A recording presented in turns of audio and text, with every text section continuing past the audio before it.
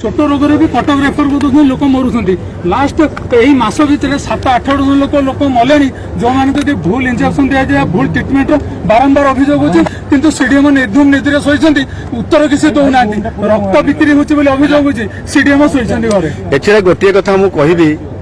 देखंतु विगत 24 वर्ष भितर गोटे सरकार एवं गोटे सरकार जनक नेतृत्व रे ये थिला नवीन बाबू नेतृत्व रे 24 वर्ष सरकार जदि एभरी एक आज स्वास्थ्य विभाग अवस्था को माने ये स्वास्थ्य विभाग भी गोटे रोगिला विभाग हो जाइए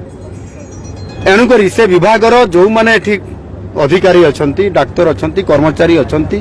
से भितर दुर्बल मानसिकता भर्ती एवं वास्तविक से ठीक भाव लोक सेवा देवाई ताहार योजना अभाव थिला इच्छा शक्ति कम थिला एणु से मेंटालिटी एबे भी अच्छी आम सरकार आसबार मात्र ये 100 दिन एबे होउची एणु ताकू आमे रिव्यू करूछु रेक्टिफाई करिया पई हमर योजना अच्छी सुनिश्चित भाव रे एथिरे जे